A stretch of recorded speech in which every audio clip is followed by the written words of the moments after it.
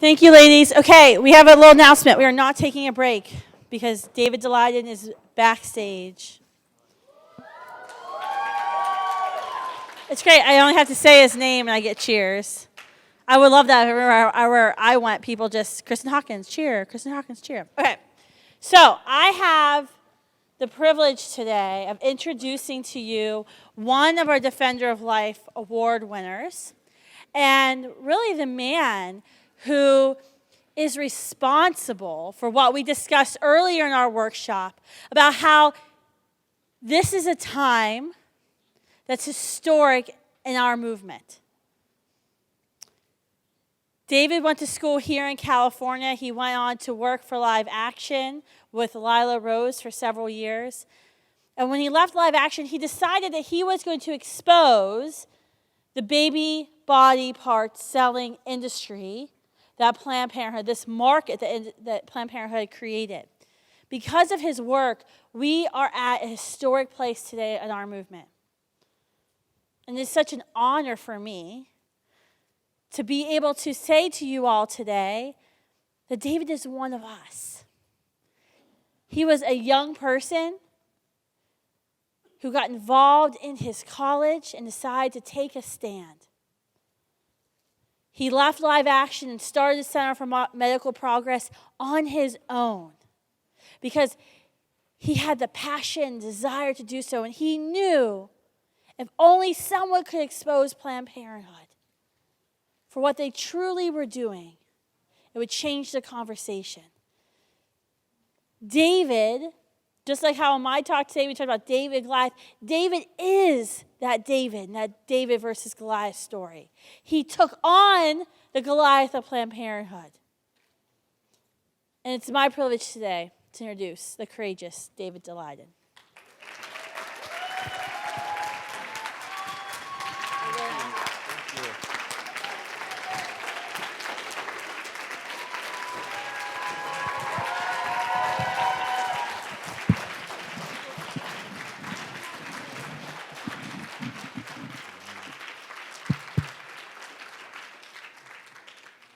Well, hello SFLA 2016. How are you guys doing today? Thank you. Well, good. Thank you to Kristen and to Students for Life for bringing me here today. Thank you for that very kind introduction. How many who are here right now were at the Walk for Life West Coast yesterday? Good. And how many saw the counter-protesters who bum rushed the stage at Walk for Life 2016? Good. I don't think we're going to have that problem this afternoon, but if it happens, bring it on. How many here sitting here have seen at least one of the Planned Parenthood Sells Baby Parts videos? Pretty much everybody here. Good. How many have seen more than one of the videos? Keep your hands up. How many have seen 3 of the videos? 4? 5 videos. How many have seen 5? 6? How many have seen all of the videos that CMP has put out? Good. That's okay. So not to be redundant, but over the past couple of weeks, CMP has been putting out a series of very short, social media friendly, shareable versions, recap versions of the videos based around some of the main themes and main discoveries that our undercover journalism work brought to light about Planned Parenthood and the baby parts trafficking issue. I'd like to show the first one of those recap videos now, and then we're going to talk a little bit more in detail about some of the pieces of it. I'm Cecile Richards, president of Planned Parenthood Federation of America. I want to be really clear. The allegation that Planned Parenthood profits in any way from tissue donation is not true. But STEM Express, Absolutely which is not. one of the companies you work with, they have a brochure where it talks about the financial profits, the financial benefits. STEM Express is a for-profit company. That's not Planned Parenthood. We are a 100% nonprofit company. But it talks about the financial benefits to the clinics. Well, there are no financial benefits to the Absolutely clinic. not. Absolutely. Absolutely. I feel like there's clinics out there that have been burnt that feel like they're doing all this work for research and it hasn't been profitable for them. Really? No, do you feel that way? Sorry, that was. Oh, I thought you were saying that. Yeah, no. No. Okay, good. Yeah, I was gonna say I don't see that either. A company like this that wants to give our organization money for the tissue, like, I think that's a valid exchange, and that's okay. And if they can do a little better than break even and do so in a way that, seems reasonable, they're happy to do that. I think the per item thing works a little better just because we can see how much we can get out of it. If we alter our process and we are able to obtain intact fetal cadavers, it's all just a matter of line items. What did that reimbursement go towards? I mean, it's very clear what it is. It's getting samples. Well, why don't you start by telling me what you're used to paying? Well, in negotiations, the person who throws out the figure first is at a loss, right? So I want a Lamborghini. I said I want a Lamborghini. Don't we all, right? Yeah, exactly. Yeah, that would definitely get people to say, I'll give you for the same price and I'll do that. So I say, okay, what are you looking to supply today? We have independent colleagues who generate a fair amount of income doing this.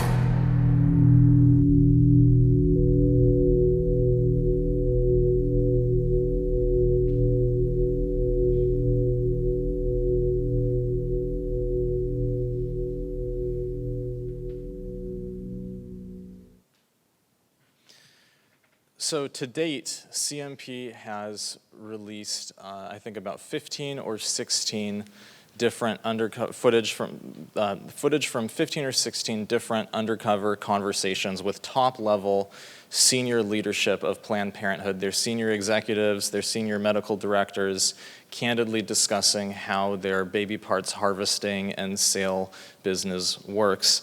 And these videos are changing the way that we talk about unborn children and the way that we talk about abortion in our country because they speak, I think they tap into really deep and core human values and American values about human dignity and human equality and how we treat people who are different from us and how we treat the people who are in some ways the most different from us, which are our unborn brothers and sisters.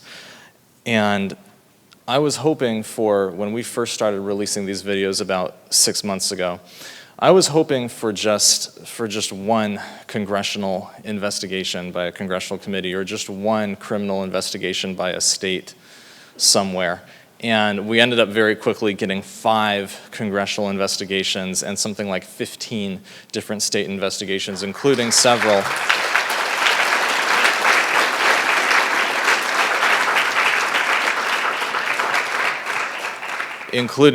state criminal investigations that are ongoing, as well as the new special select committee in Congress, which is going to have full subpoena power to investigate Planned Parenthood and build the criminal case against them over the next year in 2016.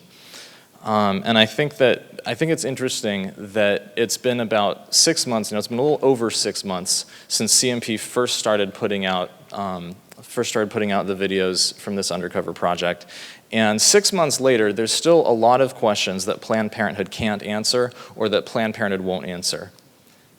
They won't say exactly how much money, or even a ballpark estimate of how much money, for-profit biotech companies like STEM Express or Advanced Bioscience Resources or Novogenics Laboratories or Da Vinci Biosciences have given them over the past 5 years in exchange for baby parts. They still can't explain why some of their top medical directors have endorsed advertisements from these companies advertising money-making and financial profits for the clinics if they supply fetal tissue. They still can't explain away the statements of their own senior level leadership saying that they'll change the way they do the abortion procedures in order to get higher quality, more saleable body parts. And they can't answer any of these questions because there's really no good answer. Because at the end of the day, the tapes are what they are, and the way that Planned Parenthood has been running their baby parts business is truly one of the most egregious violations of human dignity and common decency that they commit in the course of their abortion business. So this entire project, though, really got started in a way. The seeds of it actually began while I was in college. The whole issue of baby parts trafficking was something that first came across my radar. I think I was a junior / sophomore because I actually graduated a year early, so I did it in 3 years rather than 4, so that year was kind of compacted. But I was a research assistant for a government professor. I was a government major, and I was a research assistant. And we were getting ready to do a project on stem cell policy in the state of California. And in the course of that project, I ended up attending, not really undercover, but just kind of incognito, attending a major stem cell summit at UCLA back in 2009. And I wasn't really expecting anything. I thought it was going to be kind of boring, technical science stuff. No offense to any bio or chem majors or physics majors in the room. It actually is fascinating. But I was kind of sitting in the back of the room, listening to all these different researchers talk about their stem cell work, and they're kind of clicking through their slides at the podium, one slide after another, a lot of language that I didn't understand at the time, government major that I was. And all of a sudden, one of the speakers rushes through a slide really quickly, kind of doing the whole motor mouth thing, and mentions, kind of spits out in 60 words per minute or 100 words per minute language, fetal brains, gestational age 20 weeks, used, blah, blah, blah. I thought, wait a sec, aborted fetal brains, gestational age 20 weeks? Did I hear that right? And I thought, surely that must be something that never happens, right? This must be something that's once in a blue moon, never happens.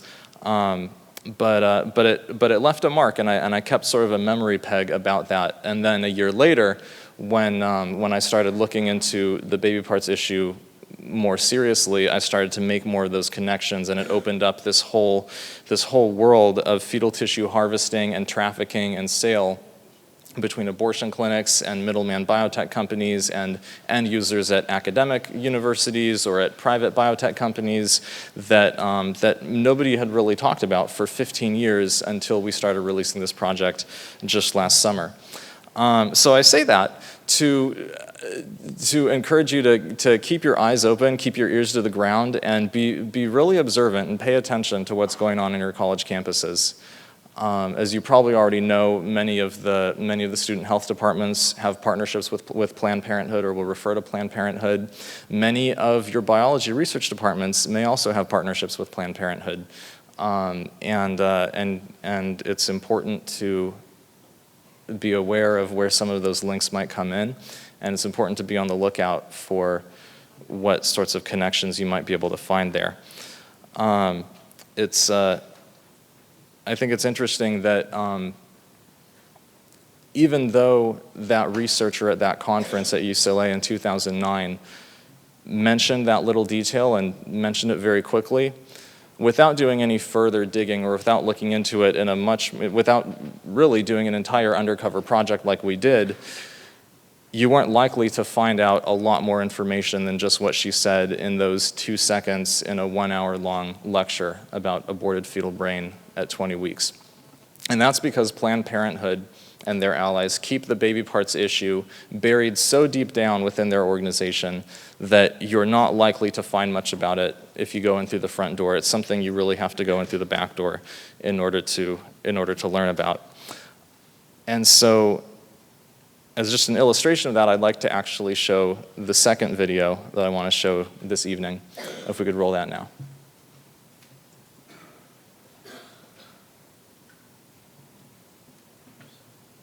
Standards. We look forward to the facts coming out. Planned Parenthood has broken no laws. We have the highest standards. We have the highest standards. There are no guidelines. Not written. Yeah, there are guidelines on research, but there are not guidelines on tissue procurement. Okay.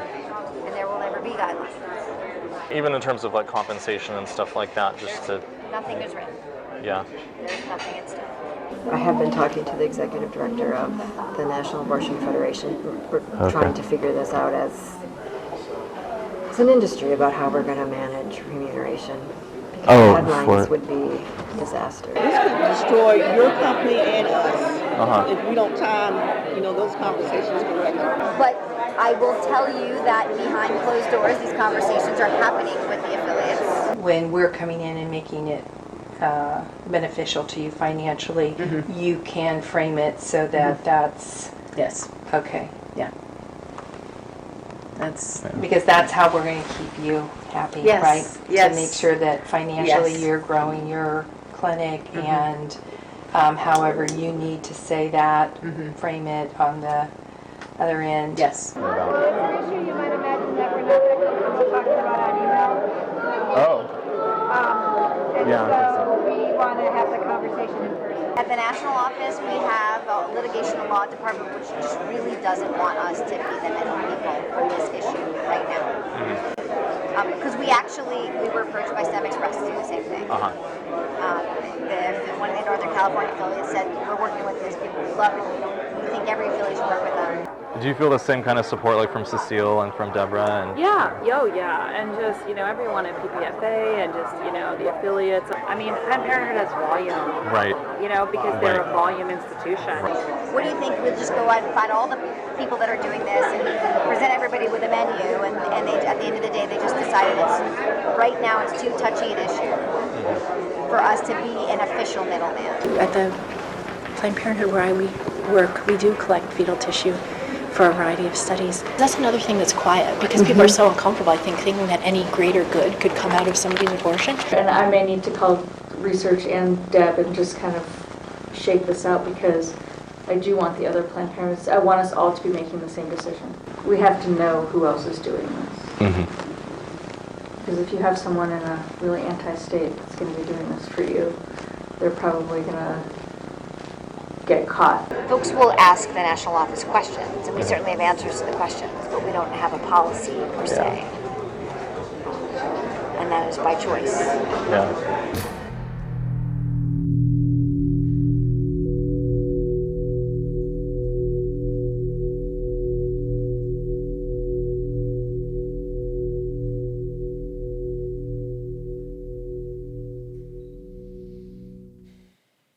For the 2.5 years that I and other investigators from the Center for Medical Progress did this project Undercover, we consistently heard from Planned Parenthood executives and Planned Parenthood medical directors and their other senior leadership that they were petrified about any information about their baby parts programs coming to light in the public, and that they were taking serious measures in order to reduce the corporate liability for national Planned Parenthood for those activities, and they were taking serious steps to keep that information buried as deep down as possible so that it would never come to light in public.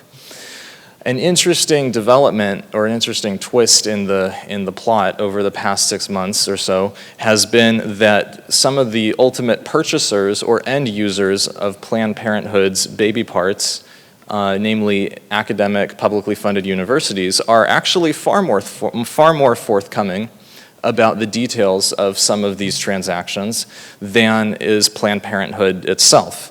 And they actually have to be, because they're required by law. If they take taxpayer money, they have to respond to requests under the Freedom of Information Act and State Public Records Act requests.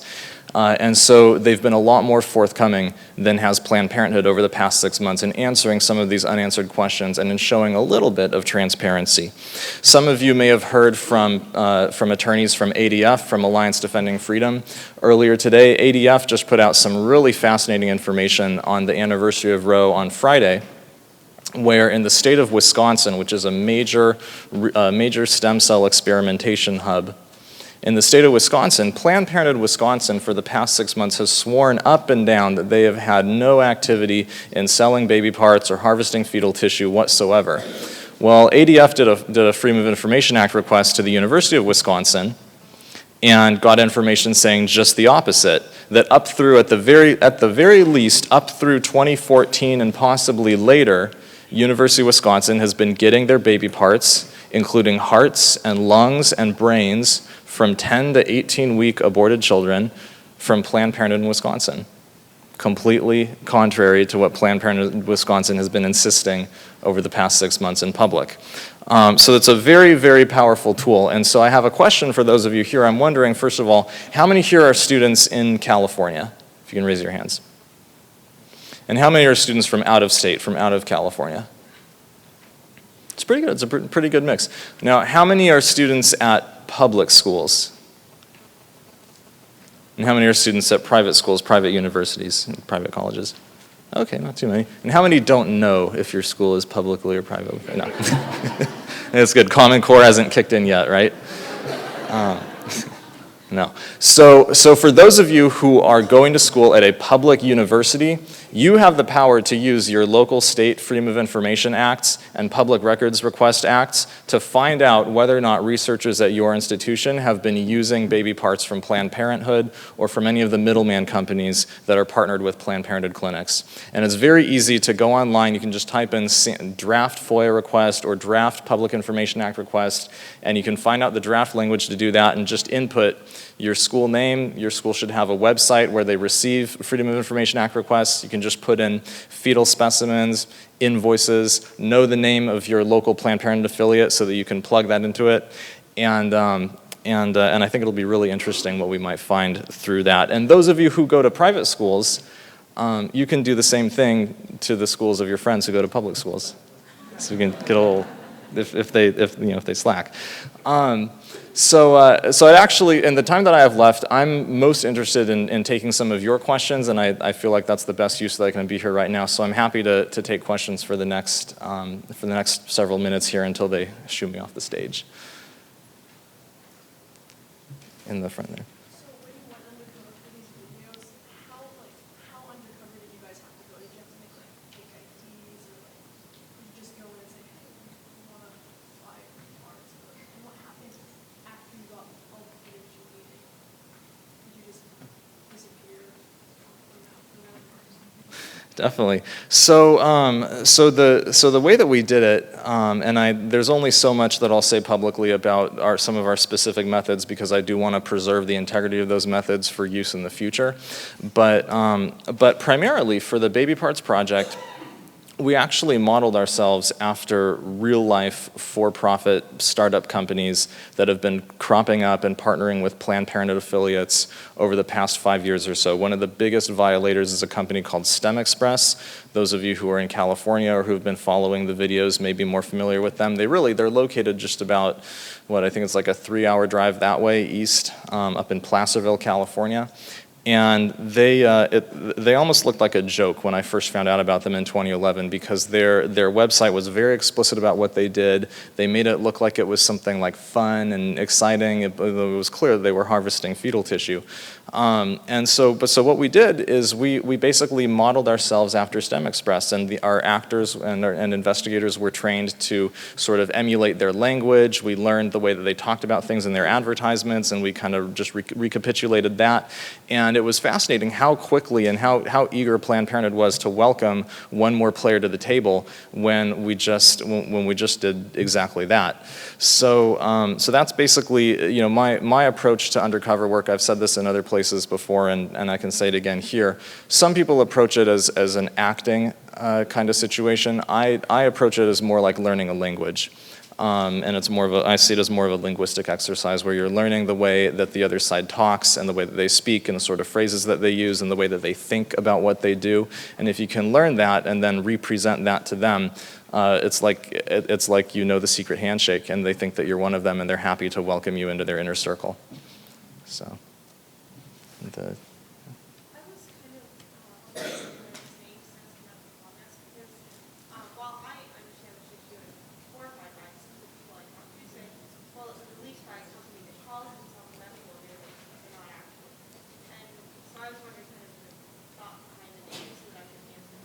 Definitely. Yeah, the name, the Center for Medical Progress, in some ways it's meant to be a little cheeky because the whole idea of being progressive or progressivism today is ultimately ultimately becomes barbaric very quickly because it means things like partial birth abortion, abortion up to 9 months, selling the baby parts afterwards, stuff like that. But anything that's really progressive, you would expect, just in the literal definition of that term, would be something that, that actually values human beings and honors human dignity and protects people, right, and makes it better for all people, not just a select few who are fitter or more privileged or more use to the population. So Center for Medical Progress was chosen sort of as a name to kind of be a sign of contradiction in that sense. There is a really interesting, I think it's kind of interesting because it's very desperate. There's a really interesting criticism that has cropped up among a lot of the pro-abortion blogs over the past 6 months or so where allegedly the IRS labeled CMP when they gave us our 501c3 status. They categorized us under one of their biomedicine categorizations. We never asked for that, and when you apply for IRS tax-exempt status, there's no box you check or no form where you specify what category you want to be in. That doesn't even enter the picture. It's really just an internal, clerical, organizational thing for the IRS and has no legal significance whatsoever. But somebody at the IRS was, I don't know, asleep on the job or just not paying attention. They saw the word medical and they said, okay, we'll put it there. And it has no legal significance, but the pro-abortion blogs were looking for some kind of inconsistency or something to dig their heels in on, and so that's what they found, and they made it up into this big story that I've defrauded the IRS because I lied about what I was really, which is completely false. So it's just one of those tempest in a teapot sort of things.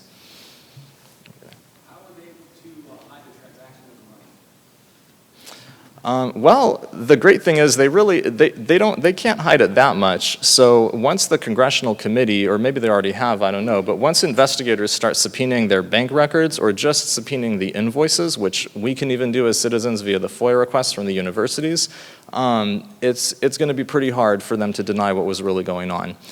Because I can tell you from being embedded with them for 2.5 years, they have a bunch of smoke screens on the outside, but on the inside, it's very clear to everyone exactly what they're doing, and what they're doing is completely against the law. So are you able to disclose kind of what you used to get the videos? I mean, you were just saying the normal camera video.